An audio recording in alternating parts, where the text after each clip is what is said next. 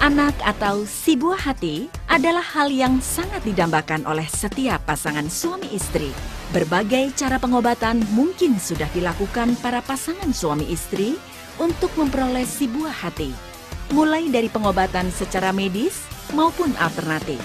Tetapi dari bulan ke bulan, bahkan dari tahun ke tahun hingga belasan tahun, si buah hati tak kunjung hadir.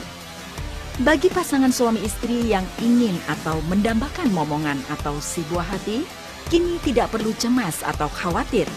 Silahkan pasangan suami istri untuk memeriksakan diri ke laboratorium untuk uji torch, toksoplasma, rubella, CMV, dan herpes. Kemungkinan besar pasangan suami istri tersebut mengidap penyakit torch, di mana torch dapat mengakibatkan sulit hamil, gagal hamil, keguguran, janin tidak berkembang, dan menyerang syaraf mata, otak, dan gerak. Torch dapat menyerang siapa saja, baik laki-laki maupun wanita, tua maupun muda, bahkan bayi sekalipun.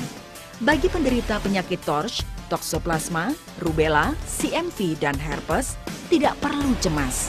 Saat ini telah hadir Klinik Aquatreat Terapi Indonesia. Torch dapat disembuhkan.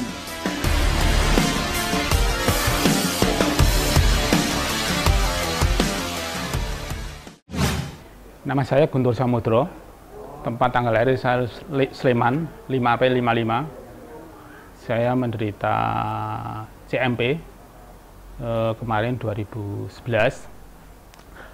Istilahnya tanda-tanda atau gejala-gejala CMP itu yang pertama. Badan semuanya sakit, tidak kecuali mata juga sakit. Yang paling sakit adalah lambung, kemudian kepala. Yang ketiga itu punggung. Itu dalam jangka waktu 1 bulan itu nanti CMP itu akan menyerang ke pernapasan. Jadi kita diserang pernapasan, kita nggak bisa bernapas. Nah, kita langsung ke rumah sakit. Di rumah sakit kita opnam, tapi sampai opnam itu sampai 7 hari itu nggak ada perbaikan. Istilahnya dokter tidak menemukan apa-apa. Katanya saya tetap sehat. Nah, saya juga gimana ya? Apakah dokter nggak bisa? Istilahnya nggak bisa. Masalah CMP dokter nggak bisa mengatasi gitu.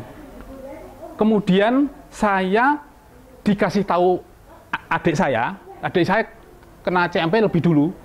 Om, kamu kena CMP. Sekarang aja ke Pak Juanda gitu. Nah, kemudian saya ke sini, saya minta obat, kemudian saya cek lab ya, di laboratorium di Cito, itu CMP saya 256 kadarnya. Setelah saya minum obat dari Pak Juanda itu berangsur-angsur baik.